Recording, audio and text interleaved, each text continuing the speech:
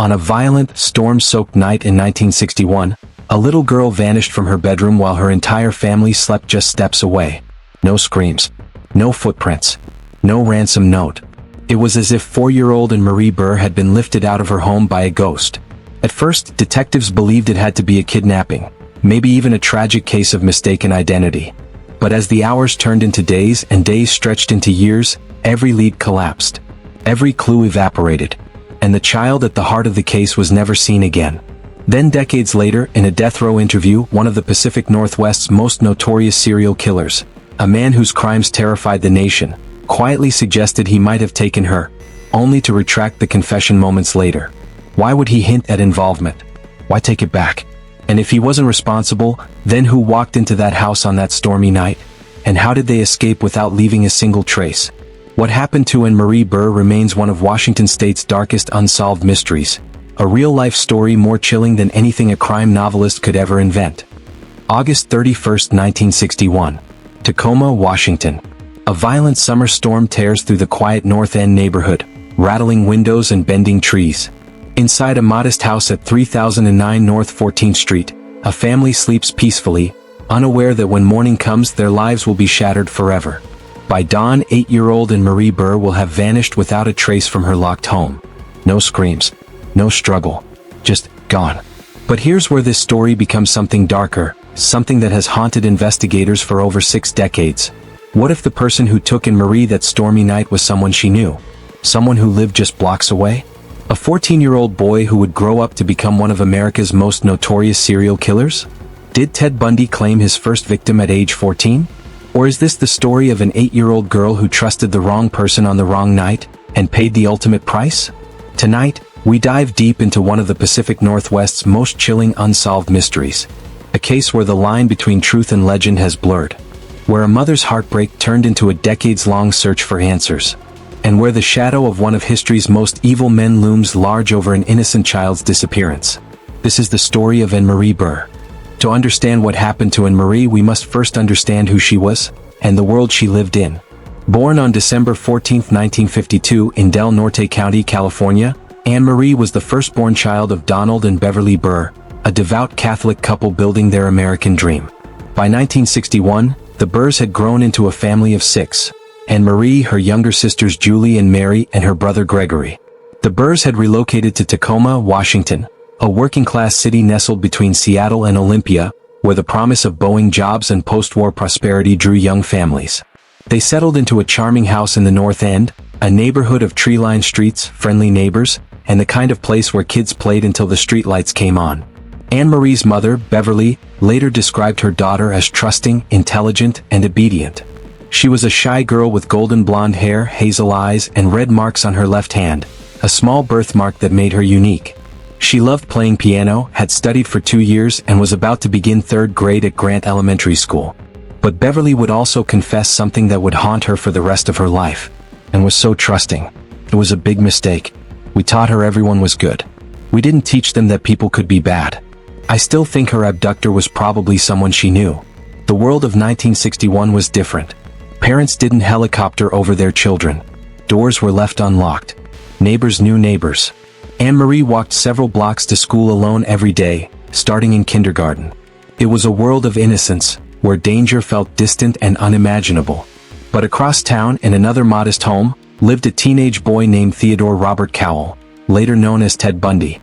Born in 1946 in Vermont, Ted Bundy's childhood was shrouded in secrecy and shame. His mother, Eleanor Louise Cowell, had been unmarried when she became pregnant. To avoid scandal, the family raised Ted as Eleanor's brother, not her son. His grandfather, whom Ted believed was his father, was reportedly violent and cruel. When Eleanor moved to Tacoma in 1951 with 4-year-old Ted, she was seeking a fresh start. She eventually married Johnny Bundy, and Ted took his stepfather's name. But the psychological damage had been done. By his teens, Bundy was already exhibiting disturbing behavior. He became known to Tacoma police as a peeping Tom, prowling neighborhoods at night, peering into windows. He shoplifted. He stole cars. He was fascinated by violence and had an insatiable need for control. And on August 30, 1961, 14-year-old Ted Bundy lived just 3 miles from the Burr family home. Some reports suggest he was a paperboy in the neighborhood. Others claim he knew the Burr family. But the truth remains maddeningly unclear. What is clear is this: 2 lives, Ann Marie Burr, an innocent child, and Ted Bundy, a budding psychopath, were about to intersect in a way that would leave one family destroyed, and the other name forever associated with evil. Let's walk through the events of August 30th and 31st, 1961, hour by hour, minute by minute. It was a Wednesday, the final days before Labor Day weekend. The weather had been unseasonably warm, and as evening approached, storm clouds gathered over Tacoma. Beverly Burr spent the day preparing her 4 children for the upcoming school year. Ann Marie had been invited to spend the night at a friend's house nearby, but Beverly declined. School was starting soon and routines needed to be maintained. Around dinner time, Ann Marie walked to a nearby friend's home to eat. It was a typical, uneventful evening. She returned home around 8 p.m., and Beverly put all 4 children to bed. Ann Marie shared an upstairs bedroom with her 3-year-old sister, Mary, who had recently broken her arm and was recovering in a cast. Julie, age 7, and Gregory, age 5, slept in a bedroom in the basement. By 10 p.m. the storm had arrived. Wind battered the house. Rain drummed against the windows. The Burr family's Cocker Spaniel barked several times throughout the evening. Unusual, but the Burrs assumed it was frightened by the thunder. Sometime after midnight, Ann Marie woke her mother. Little Mary was crying. Her cast was bothering her. Beverly comforted Mary, checked on both girls, and sent them back to bed. It was the last time anyone saw Ann Marie Burr alive. Beverly Burr rose early. The storm had passed, leaving the streets wet and glistening in the early morning light. She went to check on her children. And that's when she realized Ann Marie's bed was empty. Panic surged through Beverly. She searched the house. Ann Marie was nowhere to be found. Then she noticed something chilling. The front door, locked and chained the night before, was now unlocked and slightly ajar. A window in the living room stood open. Outside, beneath that window, a garden bench had been moved from the backyard, positioned as if someone had used it to climb inside. Beverly's mind raced. Had Ann Marie sleepwalked outside? Had she run away? But deep down she knew. She would later say that the moment she saw that open window, an overwhelming certainty washed over her. I knew I would never see her again. I knew I would never know what happened. It came to me just like that. By 6 a.m., the Tacoma Police Department had been called. Within hours, the largest manhunt in Tacoma's history was underway. The investigation into Ann Marie Burr's disappearance was immediate and massive. By 11 a.m. on August 31st, over 75 square blocks surrounding the Burr residence had been searched. Police combed wooded areas, parks, and vacant lots. Dive teams scoured Commencement Bay. Helicopters circled overhead. But there was no sign of Ann Marie. Investigators found disturbingly little physical evidence. Near the open window, they discovered a partial footprint in the mud, distorted by the previous night's storm, but believed to be from a kid's sneaker, size 6 or 7. Small enough to belong to a woman, a small man, or a teenager. A similar footprint was found near a basement window at the back of the house. Inside Ann Marie's bedroom, there was no sign of a struggle. The bed sheets were undisturbed. Her blue flowered nightgown was missing, as was a religious medal she wore, engraved with images of Jesus Christ and the Virgin Mary. The most unsettling detail? No one in the house had heard anything. Not the other children. Not the parents. Only the dogs barking, dismissed as fear of the storm. But neighbors reported something strange. In the days leading up to Ann Marie's disappearance, several people had seen someone lurking in their yards, peering into windows. They couldn't describe the person clearly, just a shadowy figure in the night. Within 12 days, over 1,500 people were interviewed. The FBI offered assistance but only on a standby basis, because without concrete evidence of a kidnapping, federal jurisdiction was limited. Several suspects emerged. 15-year-old Robert Bruzas lived just 2 doors down from the Burrs. He and Ann Marie had an unusually close friendship. She called him Lover Boy, and he called her My Girl. It was innocent, playful, or was it? Police administered a polygraph test. Bruzas failed. But when given a second test, he passed. He claimed his nervousness during the first test had caused the failure. With no physical evidence linking him to the crime, police couldn't charge him, but they never fully ruled him out. On October 31, 1961, police interviewed 31-year-old Hugh Byron Morse, an ex-Marine and suspect in the 1959 murder of 9-year-old Candy Rogers in Spokane. Rogers had been raped and strangled with a piece of her own clothing, chillingly similar circumstances. But Morse had an alibi. He was cleared. In 1964, authorities attempted to arrest Ralph Larkey in connection with another child abduction. When police pounded on his door, Larkey shot himself in the head. Some wondered, was he hiding something about Ann Marie? But no evidence ever connected him to her case. In June 1962, a service station employee in Manitoba, Canada, reported seeing a girl matching Ann Marie's description with a man and woman who spoke a little too sharply to be her parents. The girl mentioned she was from Tacoma. Investigators followed up. The lead went nowhere. On September 8, 1961, just 8 days after Ann Marie's disappearance, Donald and Beverly Burr voluntarily took polygraph tests. Rumors had begun to swirl that they were hiding something. Both passed. They were telling the truth. But the truth wasn't enough to find their daughter. By the end of 1961, the case had grown cold. The searchers went home. The media moved on. And the Burr family was left with nothing but unanswered questions and a gaping hole where their daughter should have been. For over 2 decades, Ann Marie Burr's case remained a tragic, unsolved mystery. But then, in the late 1970s, everything changed. Theodore Robert Bundy, the charming, handsome law student who had once volunteered at a crisis hotline, was arrested and charged with a string of brutal murders across multiple states. By the time he was executed in Florida's electric chair in 1989, Bundy had confessed to killing 30 women. Investigators believed the true number could be closer to 100. And that's when Ann Marie Burr's name resurfaced. Because in 1961, Ted Bundy had been living in Tacoma, just 3 miles from the Burr family home.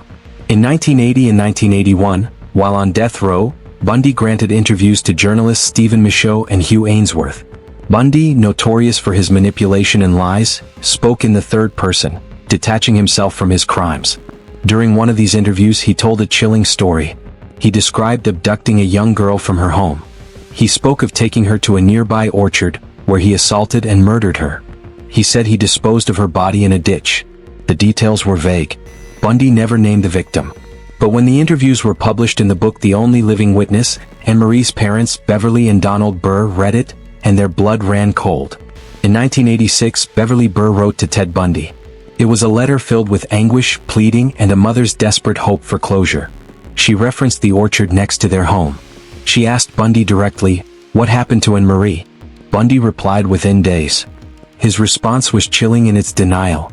"Dear Beverly, first and foremost, I do not know what happened to your daughter Ann Marie. I had nothing to do with her disappearance. At the time, I was a normal 14-year-old boy. I did not wander the streets late at night. I did not steal cars. I had absolutely no desire to harm anyone." But that same year, Bundy told a different story to Dr. Ronald Holmes, a criminal justice professor studying serial killers.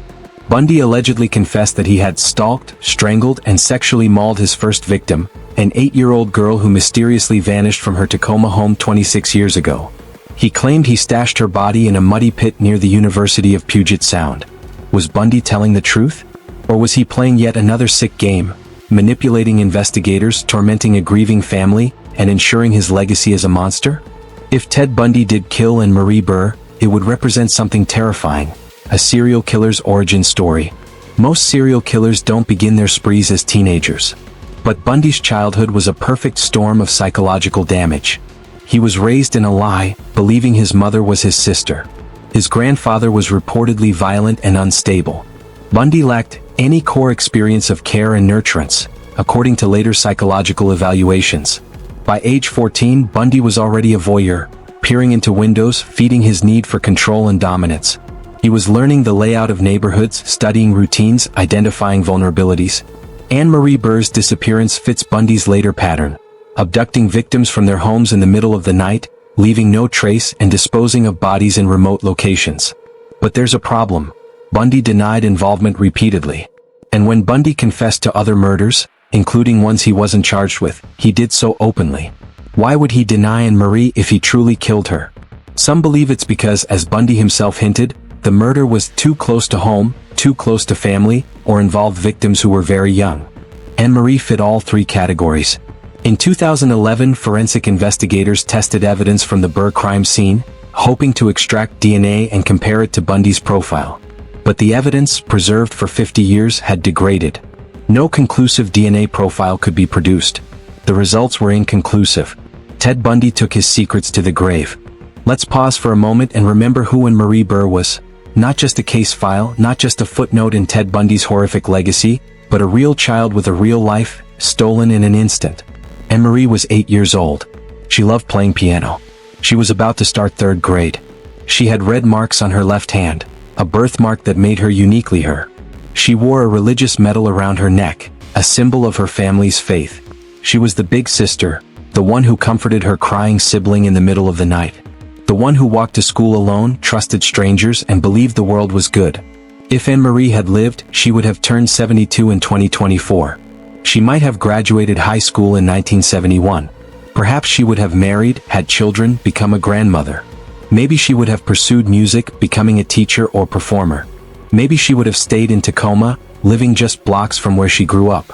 But instead, Ann Marie Burr's life ended before it truly began. Her story is one of stolen potential, of a future erased by violence. Beverly and Donald Burr never stopped searching for answers. They followed every lead, no matter how improbable. In 1965, they gave police a letter from a prison inmate in Oklahoma who claimed he and a friend had taken Ann Marie. Authorities flew the prisoner to Oregon, where crews dug in a field. Nothing was found. In 1994, Beverly was contacted by a psychiatrist whose patient claimed to be Ann Marie Burr. Beverly invited the woman to her home and baked an apple pie, hoping against hope. But the woman wasn't Ann Marie. In 1999, 38 years after Ann Marie's disappearance, the Burr family finally held a memorial service at St. Patrick's Catholic Church in Tacoma. They planted an evergreen tree in her memory. It was an acknowledgement of what they had always known: Ann Marie was gone. Donald Burr died in 2003 at age 77. Beverly died of congestive heart failure in 2008. Both passed without ever knowing what happened to their daughter. Ann Marie's 3 surviving siblings, Julie, Mary, and Gregory, continue to live with the weight of that night. They lost their sister. They lost their innocence. And they lost the chance to ever truly heal. January 24, 1989. Florida State Prison. 7 a.m. Ted Bundy, age 42, is strapped into Old Sparky, Florida's electric chair. Outside, crowds have gathered. Some hold signs, "Burn Bundy, burn." Others cheer. Inside, Bundy's final moments are spent in silence. He has spent his last days confessing to murders he was never charged with, hoping to delay his execution. But time has run out. At 7:16 a.m., Theodore Robert Bundy is pronounced dead. Back in Tacoma, Beverly and Donald Burr sit by their radio, listening to the news coverage. They are hoping, praying, that in his final moments, Bundy will confess to taking Ann Marie. That he will finally give them the closure they've sought for 28 years. But the confession never comes. Bundy takes his secrets to the grave. And the Burr family is left, once again, with nothing. Today, over 6 decades after Ann Marie Burr vanished, her case remains officially unsolved. The Tacoma Police Department still maintains an open file. Detectives periodically revisit the evidence, hoping that new forensic technology might yield a breakthrough.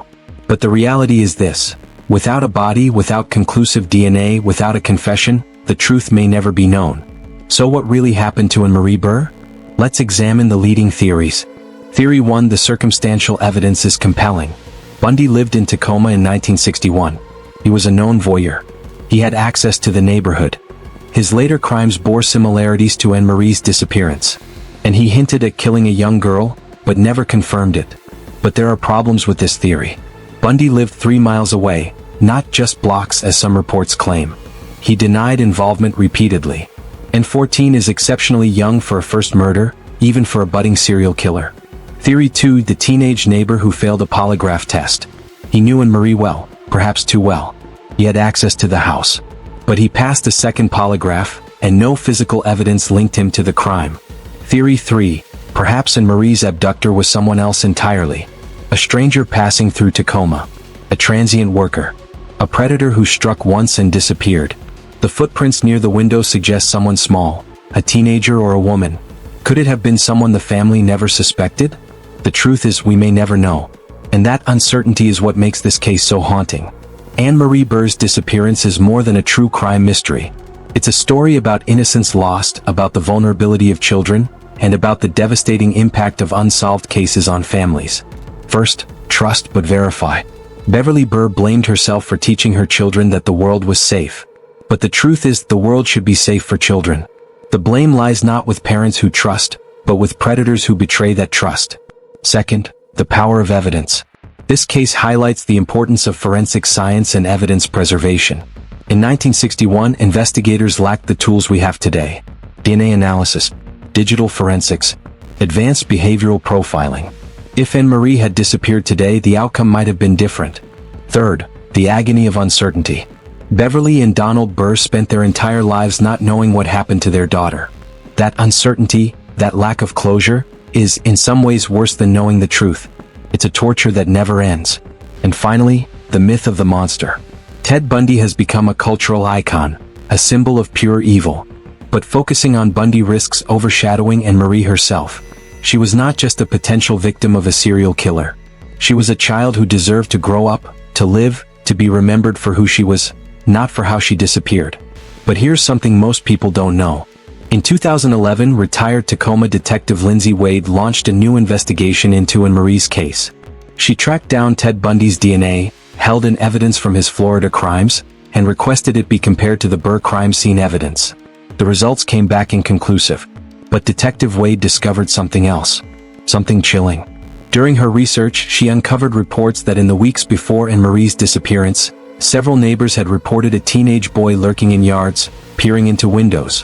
One neighbor specifically described him as around 14 or 15 years old, tall, with dark hair. That description matched Ted Bundy perfectly. But here's the twist. That same neighbor later told police they had seen this boy again, on the morning of August 31, 1961. Crouched in a construction ditch near the University of Puget Sound campus, just blocks from the Burr home. Donald Burr later said he believed he saw Ted Bundy in that same ditch the morning Ann Marie disappeared. Coincidence? Or the location where Bundy disposed of Ann Marie's body before it was buried by construction crews repaving the street? To this day, that section of road has never been excavated. And that brings us to you. What do you think happened to Ann Marie Burr? Do you believe Ted Bundy was responsible? Or was it someone else? Someone who has lived with this secret for over 60 years? Here's a question to consider. If you had the power to excavate that section of road near the University of Puget Sound, knowing it might finally bring closure to Ann Marie's family, would you do it? Even if the chances of finding anything were slim? Leave your thoughts in the comments below. Let's discuss. Let's theorize. Let's keep Ann Marie's memory alive. And if you found this case as compelling as we did, please hit that subscribe button. We cover the most mysterious, most haunting, most thought-provoking true crime cases from around the world. Every week, we bring you stories that challenge your perceptions and make you think. Most importantly, remember Ann Marie Burr. Not as a cold case. Not as a potential victim of Ted Bundy. But as a little girl with golden blonde hair, a trusting heart, and a stolen future. She deserves to be remembered. She deserves justice. And maybe, just maybe, one day the truth will finally come to light. But before you go, there's one more thing you need to know. In 2018, a Tacoma journalist received an anonymous letter. The sender claimed to be a relative of someone who knew what really happened to Ann Marie Burr. The letter stated that Ann Marie's body had been moved multiple times, and that it was never buried near the University of Puget Sound.